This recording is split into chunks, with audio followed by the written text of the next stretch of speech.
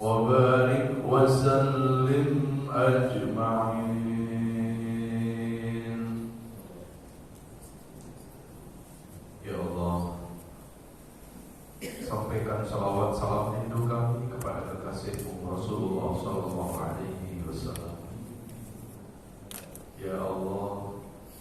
sandingkan kami, sandingkan seluruh keluarga kami, sandingkan ayah ibu kami kelak di akhiratmu, bisa bersanding dengan Rasulullah di dalam surga, bisa bersanding dengan orang-orang yang kau kasih. Rabbana taqabbal mahabbatana ila rasulika karim. Al-Fatihah. A'udzu billahi minasyaitonir rajim.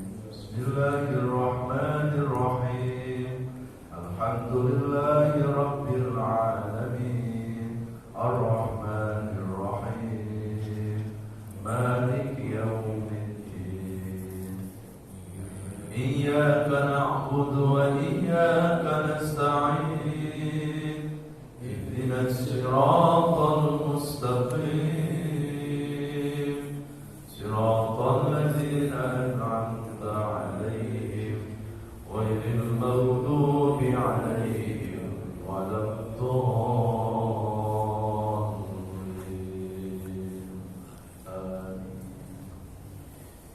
Assalamualaikum warahmatullahi wabarakatuh.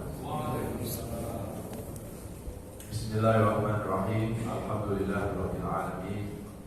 Allahumma shalli ala Muhammad wa ala alihi wa sahbihi wa barik wa sallim ajmain.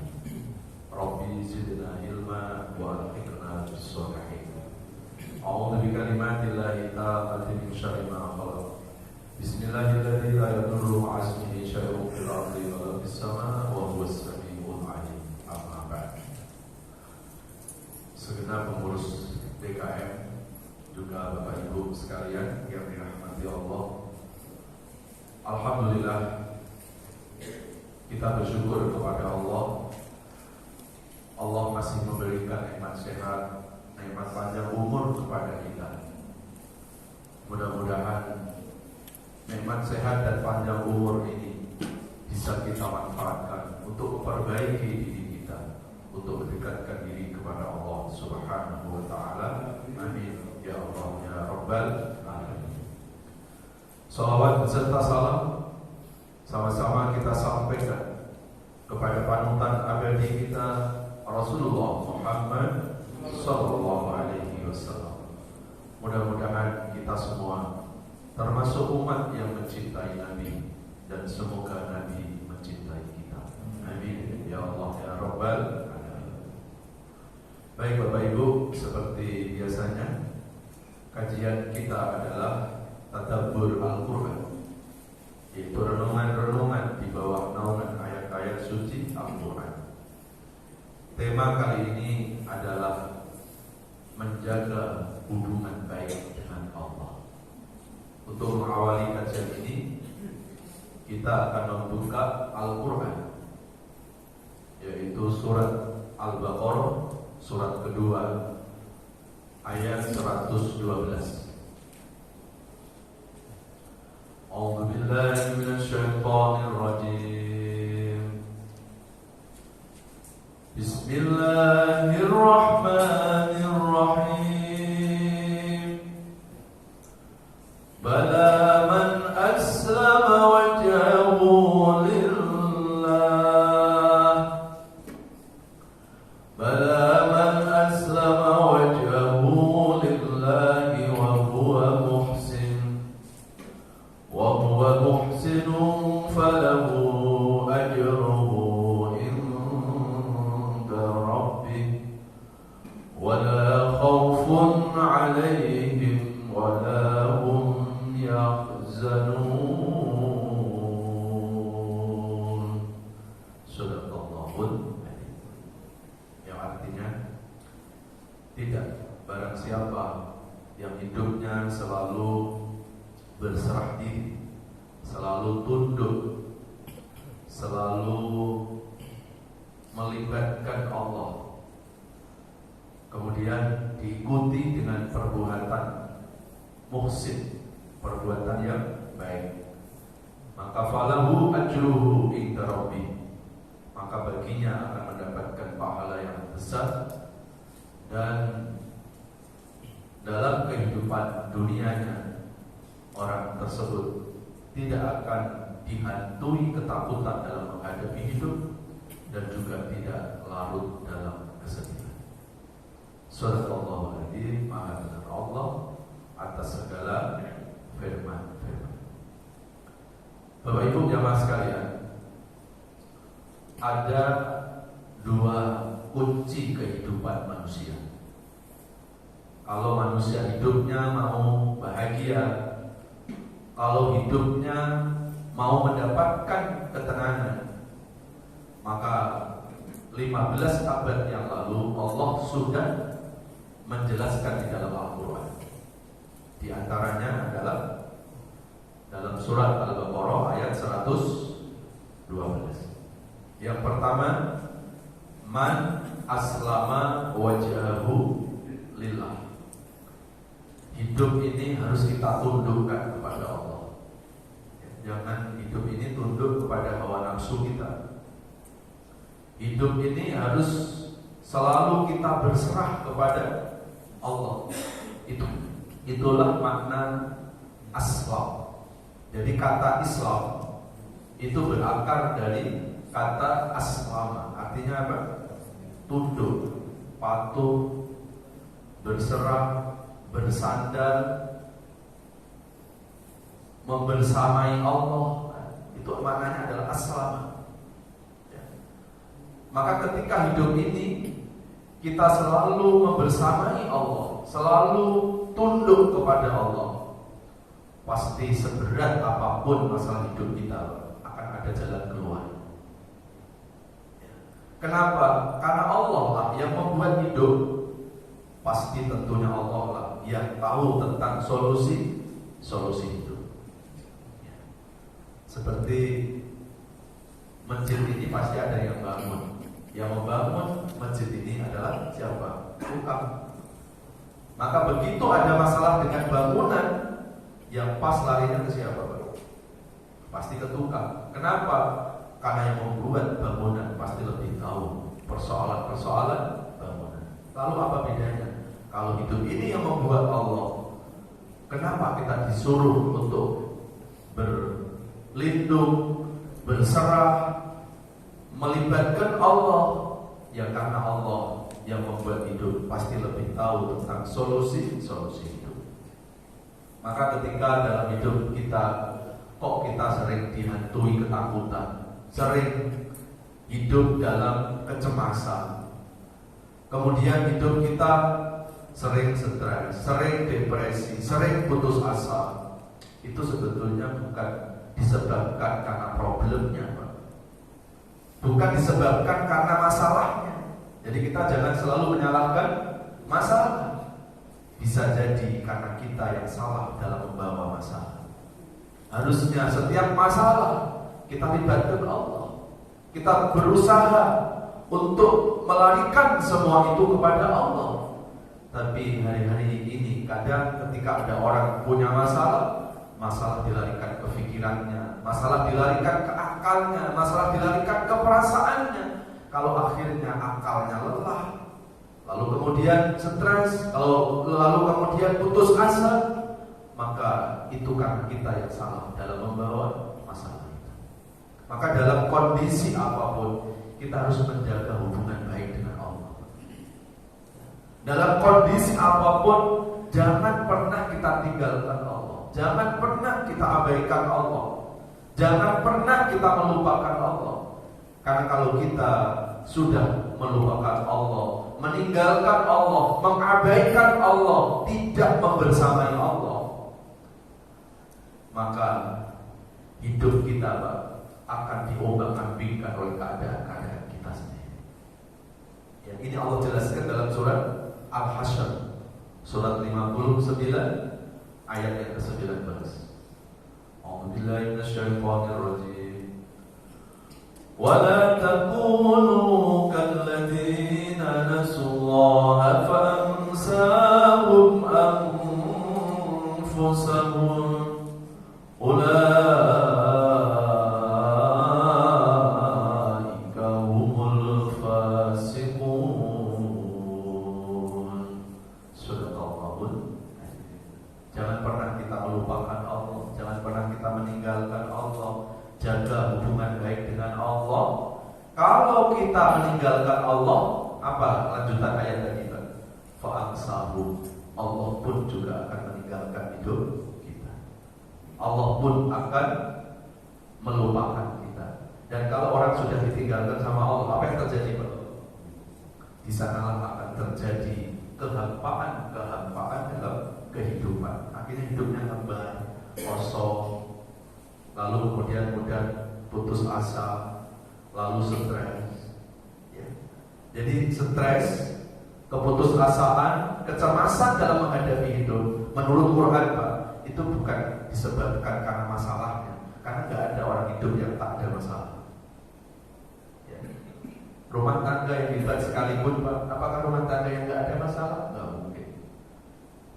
Tetapi rumah tangga yang hebat adalah rumah tangga yang mampu melewati masalah. Jadi yang penting itu adalah bagaimana kita bisa melewati masalah. Dan cara untuk melewati masalah yang baik, menurut Quran tadi apa? Al-Baqarah 112, kita harus selalu bersama Allah, Pak. Apalagi maaf, Pak, dalam kondisi-kondisi yang seperti sekarang ini. Ya, sudah mulai membaik, COVID, tiba-tiba ada berita katanya meningkat. Ini kalau kita enggak berusaha untuk menguatkan iman kita, enggak berusaha untuk selalu mendekatkan diri kepada Allah, Pak, kita akan selalu diombang-ambingkan oleh keadaan-keadaan. Cara untuk membersamai Allah, cara untuk mendekatkan diri kepada Allah bagaimana? Ya dengan cara kita menguatkan iman kita. Ya, kita kuatkan iman kita. Karena kalau iman kita kuat, insya Allah iman itu akan menjadi way out, jalan keluar, Pak, dalam menyelesaikan persoalan-persoalan hidup kita. Ya. Jadi dalam menghadapi persoalan-persoalan hidup ini, nggak bisa kita hanya hadapi dengan kekuatan fisik kita. Dalam menghadapi kehidupan ini, nggak cukup kita hanya hadapi dengan kecerdasan intelektual kita saja, tetapi juga perlu dalam menghadapi hidup ini kita mencerdaskan spiritual kita. Dan itulah keimanan. Maka ketika iman kita baik, ketika takwa kita baik, ketika ibadah kita baik kepada Allah, insya Allah hidup kita juga akan mudah ikhlas. Dan ciri-ciri orang ikhlas itu tidak mudah cemas, tidak mudah panik, tidak dihantui ketakutan dalam menghadapi hidup. Kenapa orang beriman harus takut menghadapi hidup? Hidup sudah diatur oleh Allah. Kita ini tinggal jalani saja. Kita nggak bisa mengatur Tuhan.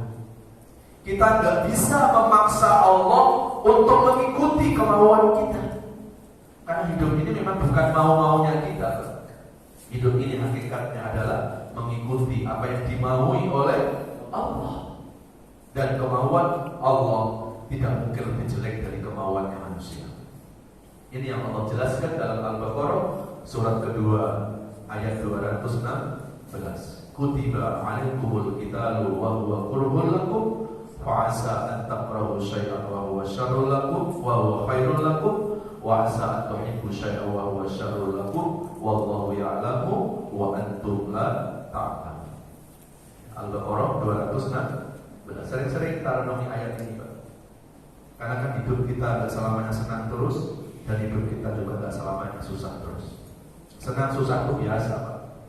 Senang susah itu dinamika dalam hidup. Gak mungkin hidup ini tanggal muda terus, mesti ada tanggal tua. Gak mungkin hidup ini malam terus, tetapi juga ada siangnya juga. Gak mungkin hidup ini akan tersenyum terus, kadang kita harus siap untuk menangis juga. Dan hidup diwarnai dengan kesenangan, kesusahan, senyum, menangis itu normal, Pak. Justru yang gak normal, kalau kita tersenyum terus, itu gak normal. Ya, coba tersenyum terus 2 jam, Pak, di jalan. Pasti orang nanya, mulai kapan, Pak? Itulah skenario Allah, Pak. Ya. Maka dalam menghadapi ketetapan Allah, ini harus kita hadirkan iman kita, Pak. Ya. Dalam menghadapi apapun kondisi hidup, kita harus mencerdaskan spiritual kita kepada Allah. Ya. Inilah yang Allah jelaskan lagi di dalam surat Yunus Surat 10 ayat 62, 63, 64. Surat 10, 62, 63, 64. A'udzu billahi minasyaitonir rajim.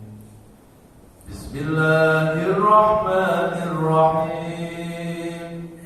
Ala inna awliya Allahi la khawfun 'alaihim wa la hum yahzanun.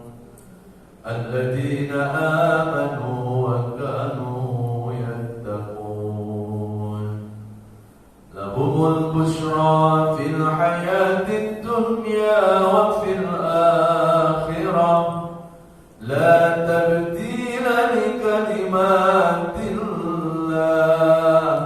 Dzalika huwal fawzul 'adzim.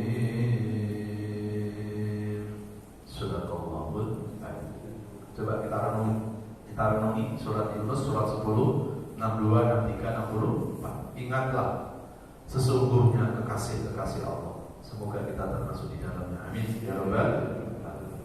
Lalu siapa ciri-ciri kekasih Allah itu? Yang pertama, la khaufun alaihim, yaitu orang-orang yang tidak dihantui ketakutan dalam menghadapi hidup. Karena kalau hidup sudah dihantui ketakutan, Pak, bisa nggak tenang, Pak? Kalau hidup sudah dihantui dengan ketakutan, nggak mungkin hidup itu bisa bahagia. Contoh, Pak, orang kaya kalau masih takut miskin pasti tidak bahagia karena ketakutan. Pejabat takut dipecat, takut di reshuffle oleh atasan, pasti nggak tenang hidup. Lihat aja pejabat yang takut dipecat, akhirnya pencitraan, cari muka, nggak tahu muka siapa yang dicari-cari, saking bingungnya. Maka ketika hidup ini mau mendapatkan kebahagiaan, salah satu kuncinya apa, Pak? Jangan kita dihantui ketakutan dalam menghadapi hidup. Takut sewajarnya, saya kira manusiawi, Pak. Ya, takut sama COVID, manusiawi. Tapi jangan dihantui ketakutan yang berlebihan, Pak. Itu menyiksa diri. Ya.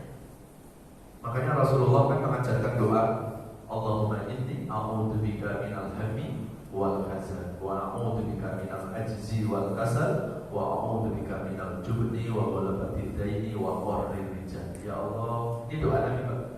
Lindungi kami dari sifat kecemasan, lindungi kami dalam kesedihan, lindungi kami dalam kelemahan, lindungi kami dalam menghadapi ketakutan, lindungi kami dari lilitan buta, lindungi kami dari hidup dalam tekanan.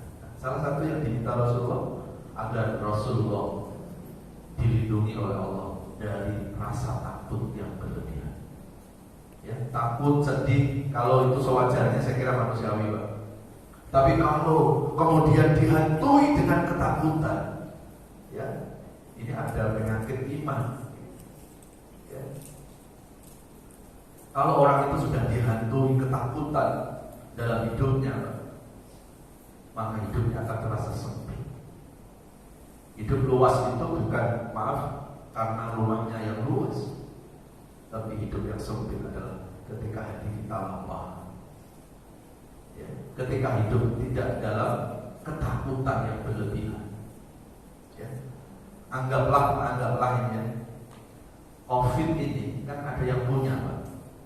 Kan semua yang terjadi dalam hidup ini kan semuanya telah ditetapkan oleh Allah. Berarti dengan adanya COVID ini kan kehendak Allah juga, kan? Ya. Berarti COVID ini ada yang punya, Pak. Maka salah satu cara ketika kita mau berusaha untuk menjauhi dari COVID, maka kita nggak bisa hanya ketakutan saja. Dekati yang punya, Pak. Ya. Kalau saya ambil contoh yang sederhana, kita takut sama anjing galak, Pak. Ya. Kalau lari malah dikejar dia. Salah satu cara yang efektif kita berusaha untuk mendekat sama yang punya anjing.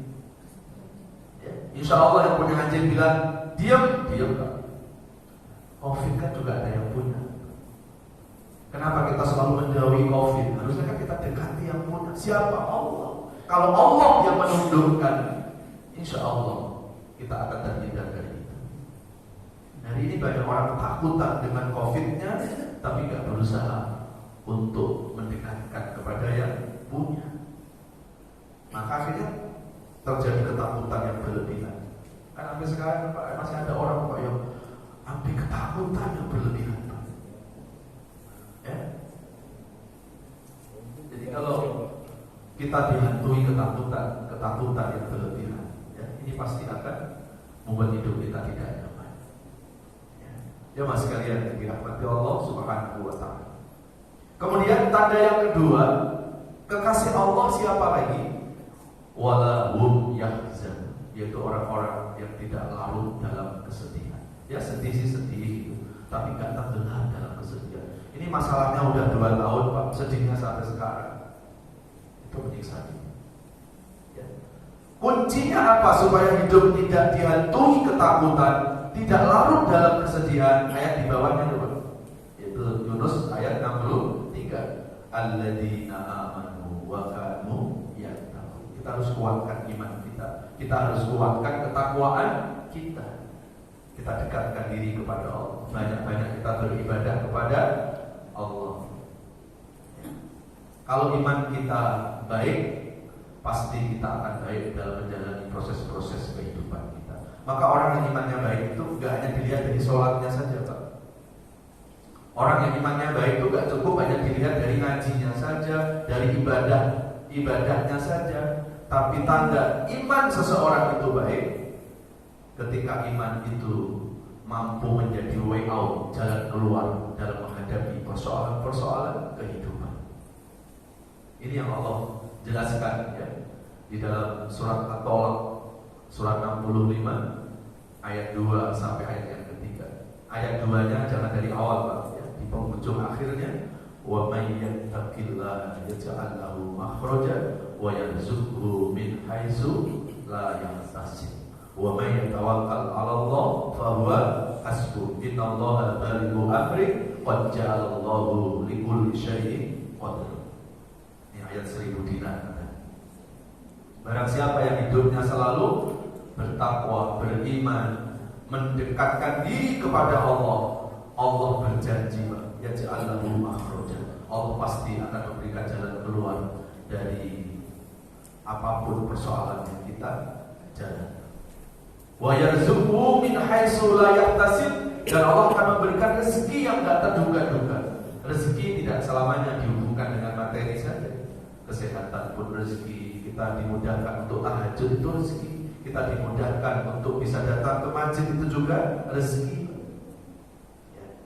Dan wa may yatawakkal 'ala Allah fa huwa hasbuh, dan barang siapa yang selalu bertawakal kepada Allah, Allah yang akan mencukupi hidup. Jadi tanda orang itu dikatakan imannya baik Pak, juga akan dilihat dari tawakalnya. Ada orang ngaku beriman tapi kok stres terus Pak, berarti masalahnya ada di iman. Ya. Jangan kita salahkan masalahnya Pak. Ya. Jangankan kita hidup di dunia, mau lepas masalah, udah mati aja masih ninggalin masalah, yaitu ninggalin utang. Ya. Kok ini ada orang hidup kepingin gak ada masalah, ya jangan hidup. Ya. Kan di dalam syair Khalil Gibran, penyair Muslim kita, beliau mengatakan kehidupan adalah perjuangan. Dalam perjuangan mesti ada pengorbanan. Gak mau berkorban jangan berjuang, gak mau berjuang berhenti hidup. Itu prinsip. Dan ini dikuatkan di Quran juga. Al-Mulk surat 67 ayat yang ke-2. Alladzi khalaqal mauta wal hayata liyabluwakum ayyukum ahsanu amala. Dialah Allah yang menciptakan kematian, kehidupan. Tujuannya apa? Liyabluwakum. Isinya hidup adalah ujian. Untuk apa Allah menguji? Ayyukum ahsanu amala. Allah kepengen tahu mana yang ahsan amalnya, mana yang lebih baik imannya, dan mana yang lebih baik amal solehnya. Jadi kalau kita Pak ya, sudah mulai memperbaiki diri, sudah mulai rajin ke masjid, sudah mulai rajin tahajud, rajin sedekah, Loh kok tiba-tiba hidup kita malah dihadapkan dengan berbagai macam masalah? Yakini bahwa saat itu iman kita, kebaikan kita lagi diseleksi oleh Allah. Tidak usah kita putus asa. Ya. Tidak usah kita menyalahkan Allah, menggerutu atau bersuudon, berburuk sangka kepada Allah. Ya. Jangan kita mengatakan mendingan dulu Pak. Dulu gimana? Dulu saya masih brengsek, lancar tahu Pak hidup saya. Sekarang saya sudah rajin ke masjid, sedekah, tahajud, kok hidupku malah banyak masalah. Berarti Allah ini gak adil. Nah, berarti percuma saya ibadah. Ini orang gak paham ujian. Ya. Kenapa ujian Allah turunkan kepada orang yang baik? Kan tujuan ujian itu untuk menyeleksi kebaikan. Jelaslah yang baik pasti yang diuji, karena mau diseleksi. Lalu kalau brengsek, apa yang diseleksi Pak? Masa ada seleksi orang brengsek Pak? Kalau kita sekarang aku orang baik, ya Allah, ini aku sudah hijrah loh ya Allah, aku sudah senang ke masjid ya Allah, aku sudah baik ya Allah. Apakah Allah langsung percaya dengan pengakuan kita itu? Enggak Pak. Allah punya cara untuk menyeleksi. Benar enggak ini hanya sekedar pengakuan, atau benar-benar dia adalah orang yang beriman? Maka Allah turunkan ujian itu. Jadi ujian yang Allah turunkan kepada orang yang baik itu sejatinya bukan untuk menyengsarakan, tapi cara Allah untuk mengaudisi, untuk menyeleksi keimanan dan kebaikan. Benar nggak ini orang baik? Kalau orang baik Pak, gak bakal luntur Pak. Ya. Tetapi kalau dia ngaku baik, diuji sedikit kok luntur baiknya, luntur imannya. Tadinya rajin ke masjid, begitu ada persoalan hidup, dia akhirnya berhenti, dia akhirnya malas ke masjid, bahkan dia bersangka kepada Allah. Ya Allah akan mengatakan, berarti dia ini baru pura-pura orang baru ngaku-ngaku orang baik, belum orang baik yang sesungguhnya. Ya, jangankan kelasnya kita Pak. Coba Bapak Ibu buka sejarah. Ada enggak Nabi dan Rasul yang hidupnya itu dianamaskan oleh Allah tanpa ujian? Ada enggak Nabi dan Rasul yang hidupnya Allah manjakan tanpa ujian Pak? Enggak ada. Kalau ada Nabi kok hidupnya itu enggak diuji, dianakmaskan, dimanjakan oleh Allah. Ya, jangan-jangan Nabi KW itu. Ya, enggak ada Pak. Dalam sejarah para Nabi, para Rasul yang hidupnya itu dinabubukkan oleh Allah tanpa ujian. Dan ini dijelaskan oleh Rasulullah dalam hadis, Inna asyaddal bala al-anbiya, satu, summal awliya, summal ulama, summal adna bil adna. Sesungguhnya ujian yang paling berat ujian siapa Pak? Para nabi. Setelah itu para wali kekasih Allah. Setelah itu para ulama, baru kita. Ada yang bertanya, kenapa kok ada orang diuji dengan ujian yang berat? Bisa jadi karena kelas imannya kelas berat. Ya. Kenapa ada orang diuji dengan ujian yang biasa? Bisa jadi karena kelas imannya juga kelas biasa. Gak mungkin Pak Allah salah menguji. Ya, jangankan Allah Pak, guru sekolah saja gak mungkin salah Pak kasih ujian sama muridnya. Ada guru SMP Pak, ngasih ujian sama anak SMP, masuk dengan pelajaran SMA. Jangan-jangan muridnya lebih pintar daripada guru. Kalau seorang guru saja gak akan salah memberikan ujian kepada muridnya, ya apalagi Allah Pak. Ya. Maka ketika kita diuji oleh Allah, harusnya kita bersyukur. Loh kok bersyukur gimana? Kita bersyukur karena saat kita diuji iman kita oleh Allah, berarti Allah sudah memperhitungkan iman kita. Iman kita mau dinaikkan kelas. Ini gak usah kita khawatir, gak usah kita bersuudzon kepada Allah Subhanahu wa Ta'ala. Ini yang Allah ingatkan Pak.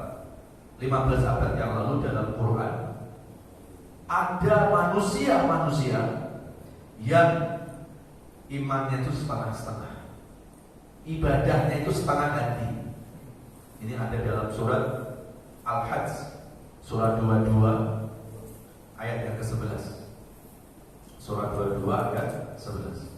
A'udzubillahi minasyaitonir rajim. Bismillahirrahmanirrahim. وَمِنَ النَّاسِ مَن يَعْبُدُ اللَّهَ عَلَى حَرْفٍ فَإِنْ أَصَابَهُ خَيْرٌ اطْمَأَنَّ بِهِ وَإِنْ أَصَابَهُ فِتْنَةٌ انقَلَبَ عَلَى وَجْهِهِ خَسِرَ الدُّنْيَا وَالْآخِرَةَ ذَلِكَ هُوَ الْخُسْرَانُ الْمُبِينُ. Sadaqallahul adzim. Al-Hajj surah 22 ayat 11. Sebagian manusia ada yang mengibadahi Allah itu bertepi. Jadi tafsir dari yang budul al-harf itu apa Pak? Ibadah tapi setengah hati. Imannya juga setengah. Enggak full Pak. Siapa mereka Pak? Ketika ditimpa kenikmatan, dia puji-puji Allah. Oh, enggak percuma saya sholat, gitu. Enggak percuma saya tahajud kalau rezekiku mengalir, begitu Pak.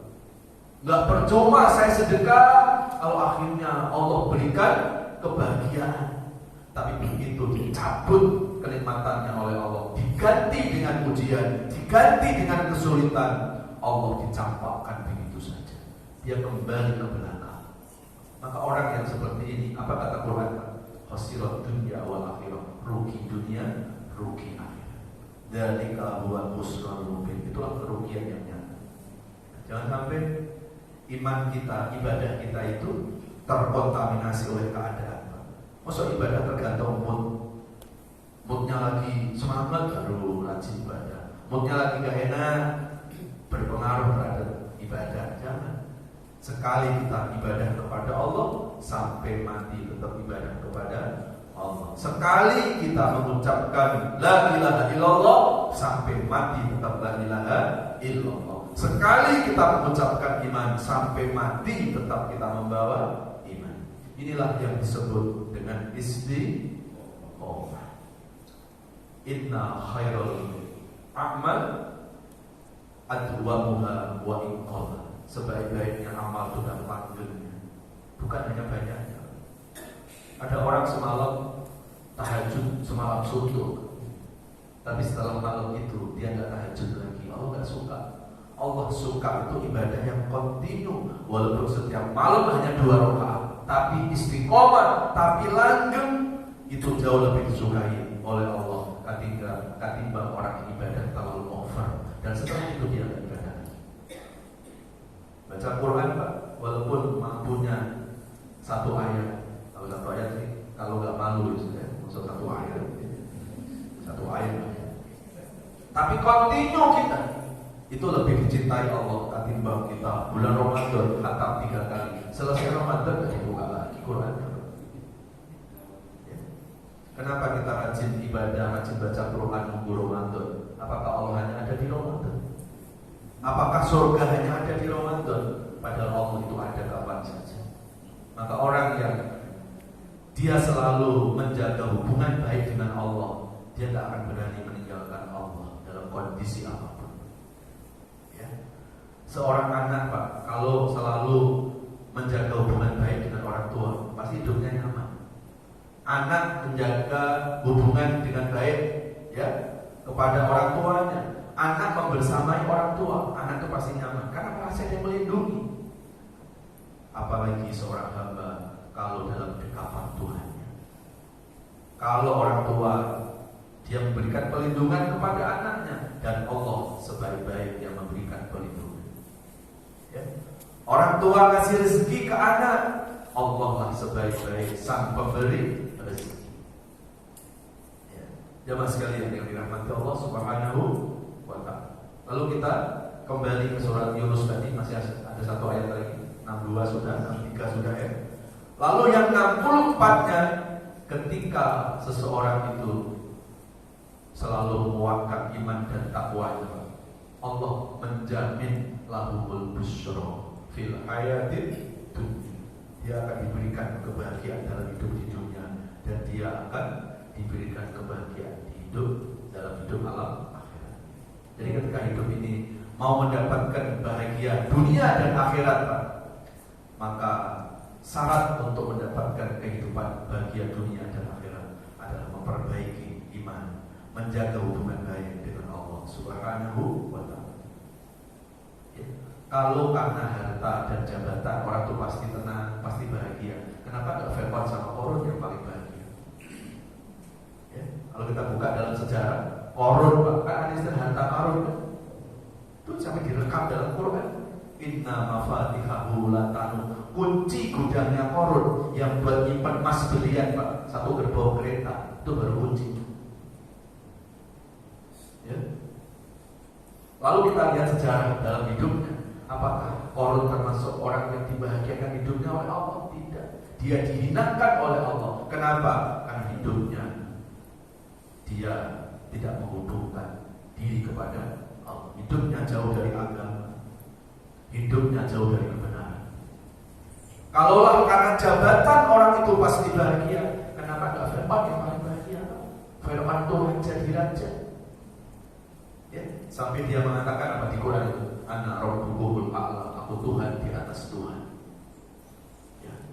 Semua negara Pak ngasih upeti kepada Fir'aun saking wibawanya. Tapi lihat akhir dalam kehidupannya dihinakan oleh Allah. Kenapa? Karena hidupnya jauh dari agama. Berarti agama itu kunci kehidupan manusia. Agama adalah pondasi hidup manusia. Ya. Asasuddin, ya, pokok atau dasar dari agama adalah keimanan, ketakwaan kepada Allah. Ini masjid Pak dikatakan bagus bukan karena desainnya saja kan Pak, tapi yang menentukan adalah pondasi. Desainnya bagus, pondasinya rapuh Pak, dihantam sedikit goncangan roboh. Dan ternyata kekuatan dalam hidup manusia pondasinya ada dalam iman dan agama. Maka semakin iman orang itu baik, agama itu baik, agama akan menjadi solusi hidup. Agama bukan beban hidup Pak. Jadi kalau hari ini ada orang ngaku punya agama, tapi kok menjalani ajaran agama beban gitu Pak, berarti ada masalah dalam cara memahami agama. Ya. Kalau orang itu benar-benar dia beragama dengan baik Pak, agama itu bukan menjadi beban hidup, tapi menjadi apa? Kebutuhan hidup. Begitu bisa bangun tahajud Pak, alhamdulillah gak ada beban. Begitu sudah dengar azan subuh, enteng kakinya melangkah ke masjid. Kenapa? Karena agama sudah menjadi kebutuhan. Tapi hari ini berapa banyak ya orang beribadah kepada Allah masih terasa beban. Kenapa Pak? Karena agama masih dijadikan hanya sekedar kewajiban. Maka kalau agama hanya sekedar kewajiban, yang ada pasti beban. Tapi kalau agama sudah jadi kebutuhan, maka bukan Allah yang butuh kita, tapi kita yang butuh Allah. Hari ini Bapak Ibu jadi orang baik. Hari ini Bapak Ibu rajin ke masjid, rajin mengaji, rajin ibadah. Emang yang untung Allah Pak? Enggak, yang untung ya kita. Karena Allah enggak butuh kita. Kita mogok enggak mau ibadah. Emang yang rugi Allah? Enggak juga. Ya. Fussilat surat 41 ayat 46. Man 'amila sholihan falinafsi wa man asaa fa'alaiha wa ma rabbuka bidzalamil lil abid. Barang siapa berbuat kebaikan, kebaikan akan kembali kepada diri, dan barang siapa yang maksiat juga akan kembali kepada Bapakmu. Jemaah sekalian yang dirahmati Allah. Lalu kita buka lagi surat At-Taubah. Surat Al-Hadid. Surat 57 ayat 22-23. A'udzubillahi minasyaitonir rajim. Bismillahirrahmanirrahim.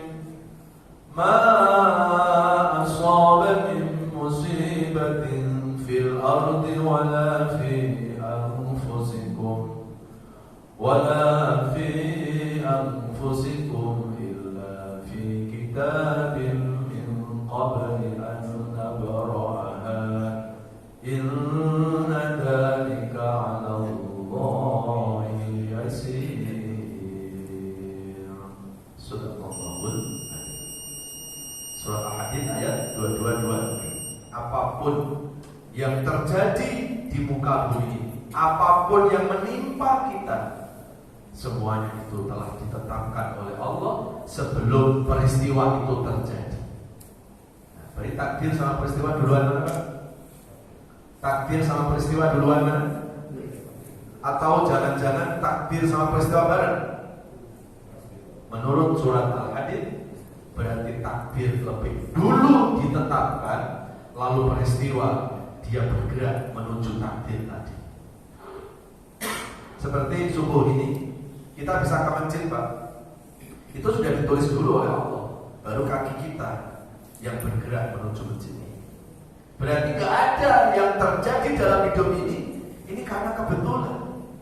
Semuanya sudah diskenariokan, semuanya sudah ditetapkan oleh Allah. Lalu kalau sudah ditetapkan oleh Allah, bisa nggak kita mengatur Allah? Bisa nggak kita memaksa Allah untuk mengikuti selera kita? Nggak bisa, Pak. Kalau kita renungi surat Al-Hadid tadi, maka sesungguhnya hidup kita ini, Pak, bergerak dalam gelombang takdir Allah itu. Ya. Jadi apapun yang terjadi, itu sudah ada skenario, sudah ada ketetapan dari Allah. Dan kalau semua itu sudah ditetapkan oleh Allah, sikap kita apa, Pak? Ya sikap kita tadi, aslama wajhahu lillah, mau gak mau, ya kita harus bersandar kepada Allah. Kalau hidup kita sandarannya kepada harta, kepada jabatan, endingnya kita akan kecewa, karena suatu saat akan kita tinggalkan semuanya. Kalau hidup kita lagi duduk, Pak, sandarannya sama tembok, temboknya roboh, gimana? Kita ikut roboh. Tapi kalau hidup kita sandaran vertikalnya kepada Allah, dijamin hidup kita tidak akan pernah kecewa. Karena Allah Maha Kuat, Allah Maha Abadi. Ya. Dan apapun persoalan-persoalan dalam hidup kita, pasti akan ada jalan keluar. Ya. Nah, kemudian ayat berapa tadi? 23 ya. Likaila taksau ala ma fatakum wa la tafrahu. Karena semua hidup, semua peristiwa-peristiwa yang terjadi dalam hidup ini merupakan takdir, merupakan ketetapan Allah. Maka kita jangan terlalu bersedih hati dan juga jangan terlalu dalam kegembiraan. Di antara tidak terlalu sedih, tidak terlalu bahagia, disitulah yang namanya keikhlasan. Dan kalau hidup itu sudah ikhlas, ikhlas itu akan mendatangkan ruh kekuatan. Dan kalau sudah kuat, yang berat akan jadi ringan. Tetapi ikhlas itu kan gak mungkin ujuk-ujuk datang, Pak. Gak bisa Bapak Ibu kepengen ikhlas, Pak Ustadz gimana kita buat kajian tema ikhlas 70 kali, Pak Ustadz. Biar apa? Biar ikhlas. Gak bisa. Ikhlas itu, Pak, buah dari keimanan. Jadi ketika iman kita baik, dengan sendirinya iman yang akan baik akan melahirkan keikhlasan. Dan kalau sudah ikhlas, ikhlas akan menjadikan energi, akan menjadi kekuatan. Dan kalau sudah kuat, yang berat akan jadi ringan. Apalagi yang ringan. Saya mau tanya sama ibu-ibu, karena ibu-ibu yang sudah merasakan ikhlas, Pak. Ya, ibu-ibu, ada ibu-ibu nggak ya? Oh ada ya. Bu, mengandung melahirkan berat nggak, Bu?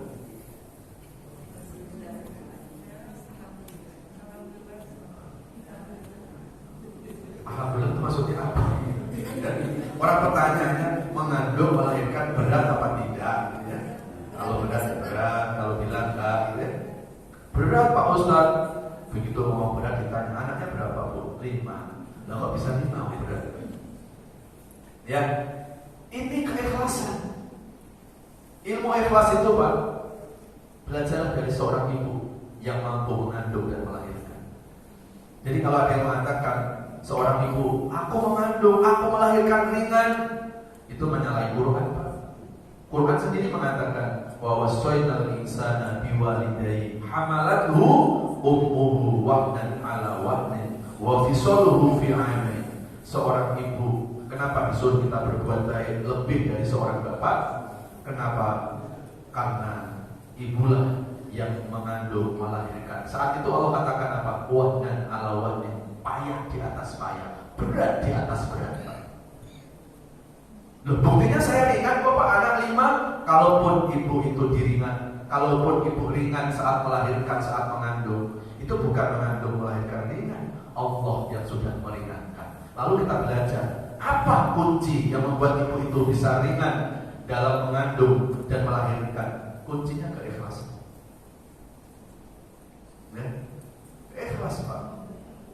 Ya, maka dari dulu saya nggak pernah mau melahirkan. Karena saya nggak bisa ikhlas. Ya, gitu. Coba, ada seorang ibu pesan ke suami, Mas, aku tuh pengen melahirkan yang sekarang ini nggak mau sisa. Aku mau normal, Mas. Masuklah ke rumah sakit, bisa Pak. Mengeluarkan bayinya ada yang subuh. Berarti semalaman tidur gak ibu itu. Setiap waktu dokter atau suster bilang, Bu, ngedek Bu, udah pecah ketuban, dia ngedek. Semalaman loh Pak. Sementara suami yang nungguin Pak, udah muap 100 kali. Padahal ngedek juga enggak. Lalu ketika seorang ibu melahirkan anaknya, maaf Pak, tenaga habis. Darah masih bercucuran dari rahimnya, tapi dari mulutnya sudah tersenyum kebahagiaan. Hilang penderitaannya, hilang kesulitannya. Apa yang menyebabkan? Keikhlasan. Coba kalau ibu gak ikhlas Bu, kayak saya, berat saya mengandung, Bapak lagi melahirkan. Ikhlas. Jadi yang membuat orang itu kuat Pak dalam menghadapi hidup bukan fisik Pak. Kalau bicara fisik yang kuat itu Bapak. Kenapa yang melahirkan itu? Berarti yang membuat seseorang itu kuat itu hubungan dengan iman, hubungan dengan keikhlasan. Ikhlas. Ya, ada orang Pak weekend gue sepedaan dari Buncit ke Bogor PP. Ada yang kuat Pak? Ada. Tapi begitu dengar azan subuh, ngangkat selimut gak kuat. Tapi gak di sini, di mana Pak? Jauh sampai jauh. Ya. Gitu kan? Sebetulnya orang kuat itu yang mana sih Pak? Apa yang goes tadi?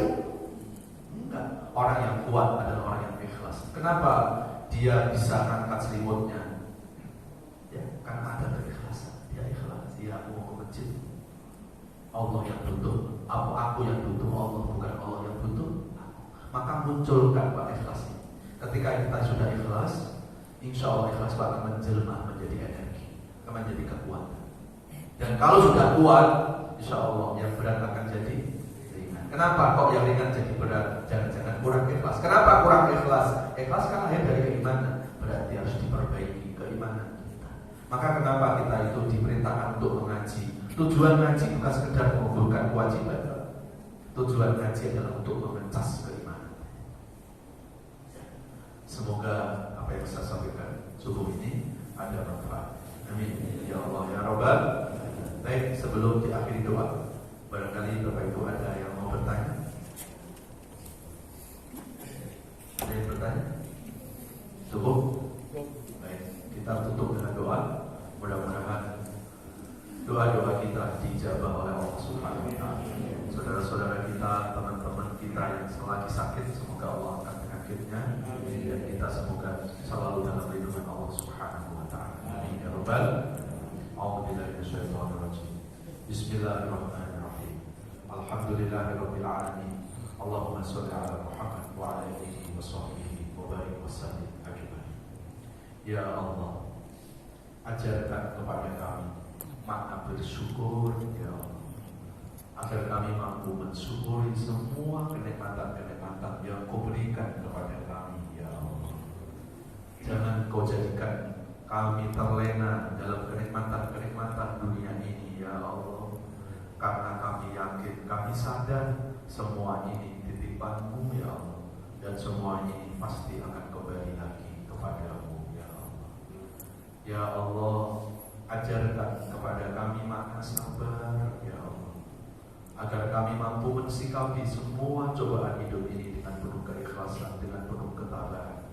Kami yakin, kami sadar ya Allah, apapun yang terjadi dalam hidup ini, apapun yang menimpa kami, semua ini adalah rencana-Mu ya Allah. Semua ini adalah takdir-Mu ya Allah. Kami tidak mungkin mampu melawan rencana-Mu ya Allah. Ya Allah, berikan kekuatan kami agar kami mampu ikhlas, tabah, sabar menghadapi ujian-ujian-Mu ya Allah. Ya Allah, ajarkan kepada kami makna tawakal ya Allah, agar kami mampu berserah diri hanya kepada-Mu ya Allah, karena hidup dan mati kami semuanya sudah ada dalam genggaman-Mu ya Allah. Ya Allah, dari mulai hari ini sampai Kau mencabut nyawa kami, tetapkan iman dan Islam kami ya Allah, sehingga hanya nama-Mu yang kami sebut ketika kami menghembuskan nafas terakhir kami ya Allah. Ya Allah, sebelum ajal menjemput kami, izinkan kepada kami untuk bertaubat kepada-Mu ya Allah. Ajarkan kepada kami makna taubat ya Allah, agar kami mampu menyadari dosa-dosa kami selama ini ya Allah. Kami sadar kami bukan orang yang suci dari dosa ya Allah. Kami bukan orang yang suci dari kesalahan ya Allah. Kami menyadari banyak dosa-dosa dari masa lalu hingga saat ini ya Allah. Ampuni dosa-dosa kami. Jangan Kau balas dosa-dosa kami dengan kemurkaan-Mu ya Allah. Jangan Kau balas dosa-dosa kami dengan musibah-musibah yang selalu menghampiri hidup kami ya Allah. Wassallallahu ala nabiyyina Muhammadin wa ala alihi wa sahbihi wasallam. Walhamdulillahi rabbil alamin. Subhanakallahumma wa bihamdika asyhadu an la ilaha illa anta astaghfiruka wa atubu ilaik. Kalau ada kekurangan semata-mata dari kebodohan saya, kalau ada kebenaran semata-mata datang dari Allah Subhanahu wa taala. Mohon maaf lahir batin. Wassalamualaikum